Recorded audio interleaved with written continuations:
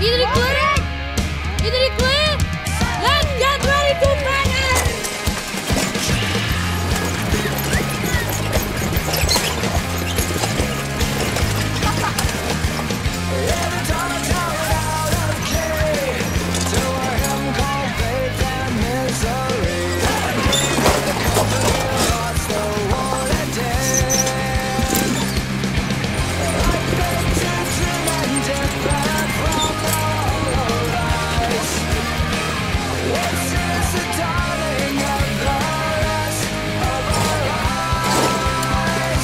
Maar gaat het hier nou om de snelheid of om het beuken? Beuken. Borden. En meestal met beuken. Nou, daar doe ik het voor dan tenminste. En waar ben die vlaggen voor? Red is om te stappen en geel is voor langzamer rijden. Ja, ietsje rustiger. Nou, en green is goed rammen. Ja, dat vind ik. Ja, want waar is nou de grootste rammer van jullie? Deze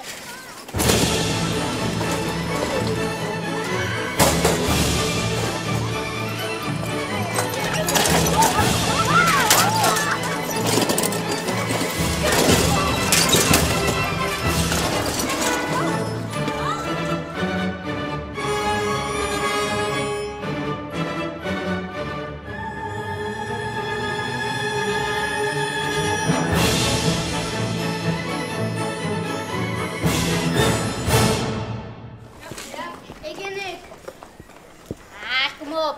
Leeuw nog even karren. Nee, ik doe. Wat nou?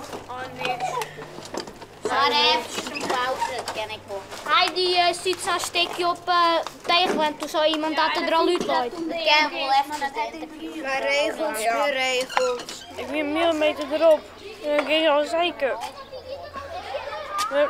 Ik vind het gewoon helemaal leuk. Dus het is eigenlijk wat het kost. Maar daar ging ik hier zo in. En toen kreeg ik ook een zeker helemaal eruit. En dat vond ik net leuk, dus ik wil kappen. Maar dat wie maar niet in potje toch? Ja, maar zij zitten heel erg te zeiken.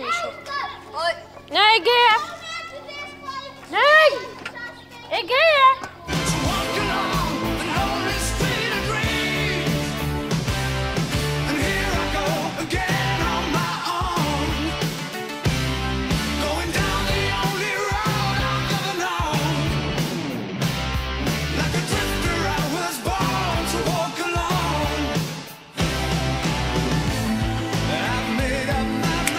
Ben je leven wat zeker, Jelle? Wat zei je? Ben je leven wat zeker? Wat bedoel je ook? Jawel, dat valt wel mooi.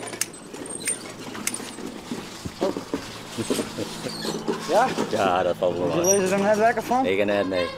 Nee, hè? Helemaal niet. Het is een gevaarlijke jongen die daar zit. Ja? Ja. Ja. Nou, het is mooi dat ze regelen kennen hier. Net, vind je net? Het is mooi waar voor de jeugd. En ik hoor het hier wat netjes. Ja? Dat poog ik was de baan.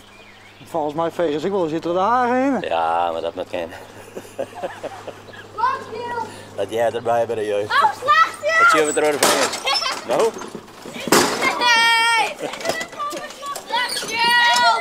Kom op. Ik zit weer even verder.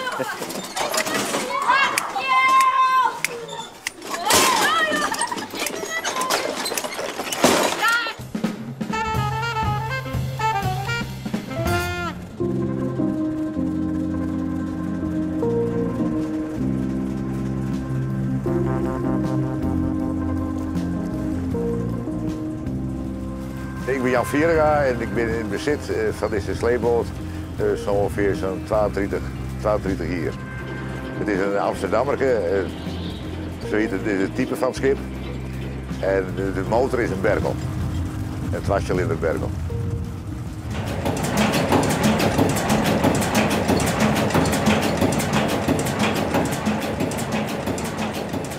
Willen ze Sanne wel maken zoals deze? Nee, die willen net meer maken. Het is nog een echt klonken schip nog. Nee.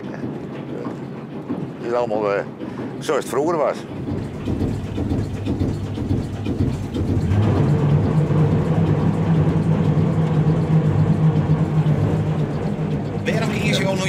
sleepboot? Ja, dat blijft in je hart. Dat vind je mooi op net. De ene spaart postzegels en de andere die houdt weer van dit soort dingen. Wat besteedt dat nog echt? Een soort van sleepbotencultuur? Ja, er is al een hele groep mensen die dat toch nog wel in stand houden.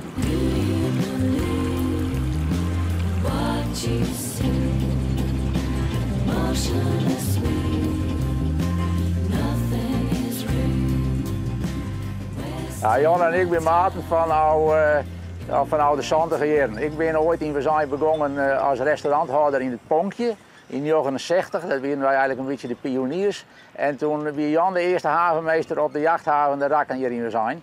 En toen, wij hier eigenlijk elke jongen wel even aan het eind van de dag een peteer van hoe wie de dag en wie weer bij die en wie weer bij mij. Dus zij hebben elkaar eigenlijk al heel betiet kennenleerd. En nou dealen je een pasje?